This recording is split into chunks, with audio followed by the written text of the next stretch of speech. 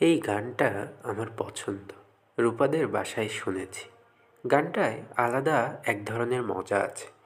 কেমন জানি কাওয়ালি কাওয়ালি ভাব। গাড়ি আচমকা ব্রেক কষে থেমে গেল।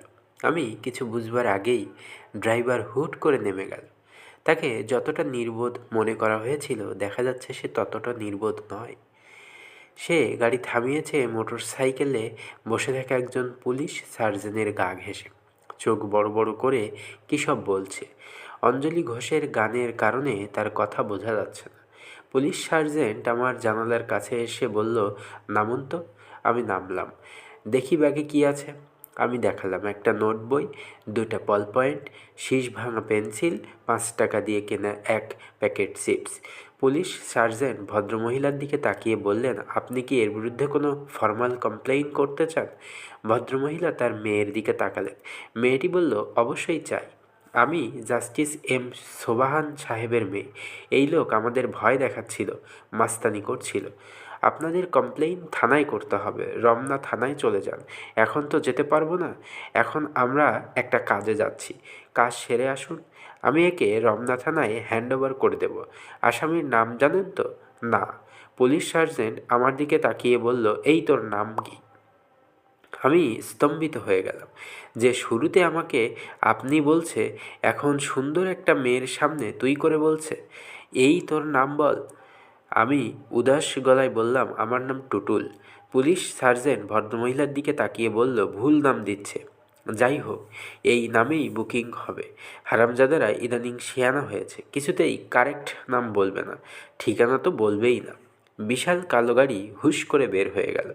ফার্ম গেট যাওয়া আমার বিশেষ দরকার। ইন্দিরা রোডে আমার বড় ফুপুর বাসায় দুপুরের খাওয়ার কথা ছিল। সেই খাওয়া মাথায় উঠল। সার্জেন্ট আমাকে ছাড়বে না, রমনা থানায় চালান করবে বলাই বাহুল্য। জাস্টিসের নাম শুনেছে, বড় কারো নাম শুনলে এদের হুঁশ থাকে না। আমি 1 প্যাকেট সিগারেট কিনে ফেললাম। হাজতে থাকতে হলে সঙ্গে সিগারেট থাকা ভালো। আমার ধারণা ছিল সার্জেন্ট তার মোটরসাইকেলের পেছনে আমাকে বসিয়ে থানায় নিয়ে যাবে। তা করল না। আজকাল পুলিশ খুব আধুনিক হয়েছে।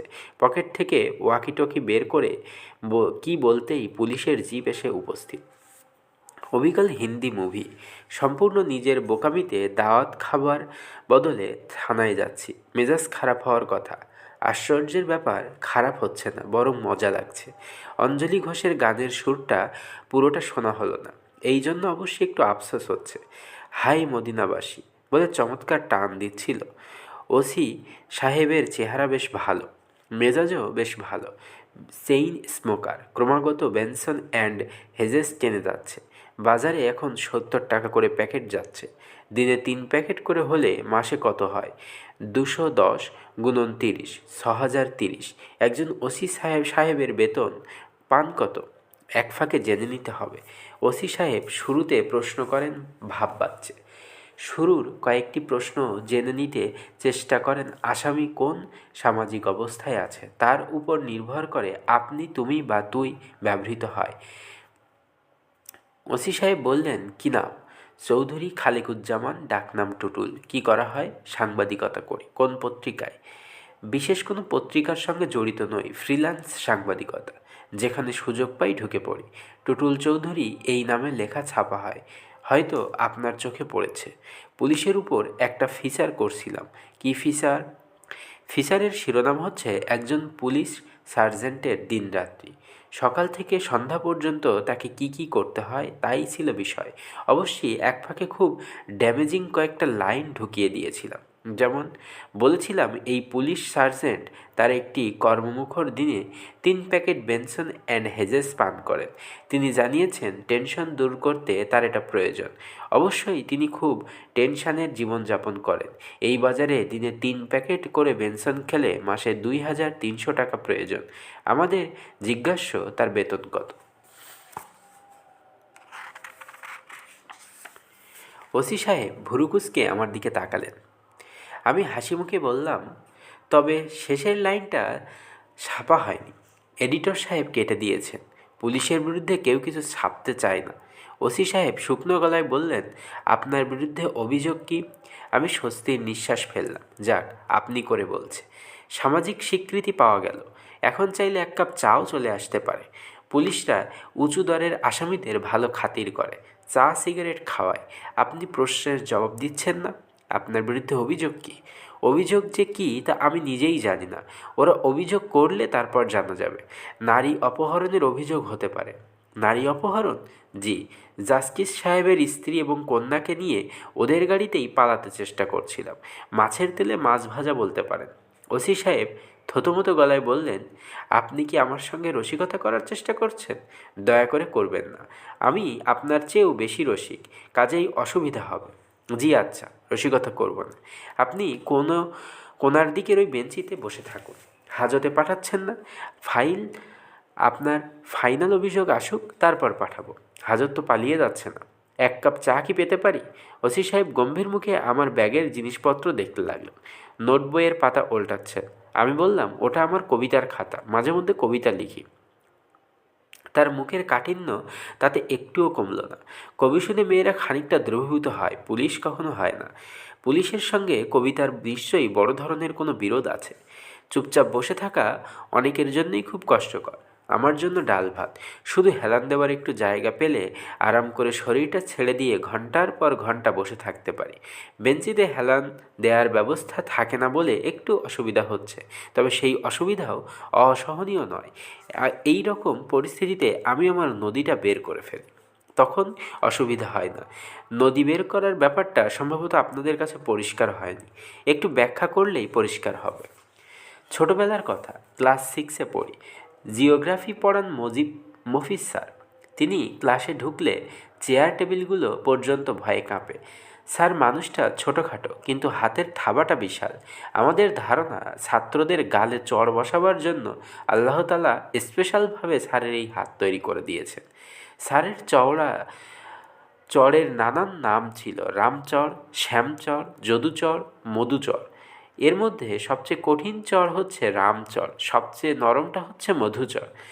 স্যার যেদিন পড়াচ্ছেন বাংলাদেশের নদ নদী, ক্লাসে ঢুকেই আমার দিকে আঙুল বাড়িয়ে বললেন, এই একটা নদীর নাম বলতো, চট করে বল। মফিজ স্যার কোনো প্রশ্ন করলে কিছুক্ষণের জন্য আমার মাথাটা পুরোপুরি ফাঁকা হয়ে যায়, কান ভোঁ করতে থাকে।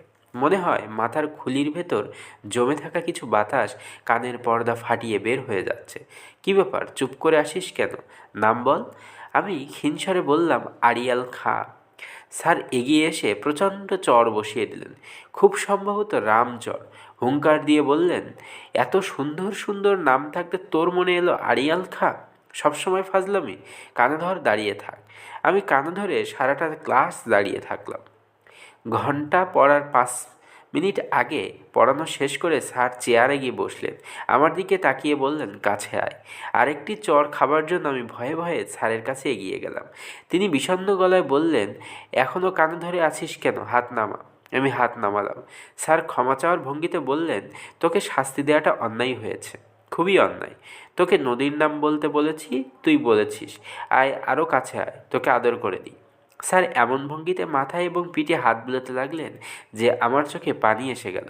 স্যার বিব্রত গলায় বললেন, আমি তোর কাছ থেকে সুন্দর একটা নদীর নাম শুনতে চেয়েছিলাম, আর তুই বললি আড়িয়াল খাঁ। আমার মেজাজটা গেল খারাপ হয়ে। আচ্ছা, এখন সুন্দর একটা নদীর নাম বল। আমি শার্টের হাতায় চোখ মুছতে মুছতে বললাম, ময়ূরাক্ষী। ময়ূরাক্ষী? এই নাম তো শুনিনি। কোথাকার নদী? জানি না স্যার। এই নামে আসলেই কি কোনো নদী আছে? তাও জানি না স্যার। স্যার হালকা গলায় বললেন, আচ্ছা থাক, না থাকলে নেই। এটা হচ্ছে তোর নদী। যা, জায়গায় গিয়ে বস। এমনিতেই তোকে শাস্তি দিয়ে আমার মনটা খারাপ হয়েছে। তুই তো দেখি কেঁদে কেঁদে আমার মন খারাপটা বাড়াচ্ছিস, আর কাঁদিস না। এই ঘটনার প্রায় 3 বছর ক্যান্সারে এই ঘটনার প্রায় 3 বছর পর ক্যান্সারে দীর্ঘদিন রোগভোগের পর মফিজ স্যার মারা যান। মৃত্যুর কয়েকদিন আগে স্যারকে দেখতে গিয়েছি। নোংরা একটা ঘরে নোংরা বিছানায় স্যার শুয়ে আছেন। মানুষ না, যেন কফিন থেকে বের করা মিশরের মমি। স্যার আমাকে দেখে খুব খুশি হলেন। উঁচু গলায় তার স্ত্রীকে ডাকলেন, ওগো, এই ছেলেটাকে দেখে যাও। এই ছেলের একটা নদী আছে, নদীর নাম ময়ূরাক্ষী। স্যারের স্ত্রী আমার প্রতি কোনো রকম আগ্রহ দেখালেন না, মুখ ঘুরিয়ে চলে গেলেন। স্যার সেই অনাদর পুষিয়ে দিলেন, দুর্বল হাতে টেনে তার পাশে বসালেন। বললেন, তোর নদীটা কেমন বলতো? আমি নিশ্চুপ গলায় বললাম, আমি স্যার কিছু জানি না, দেখিনি কখনো।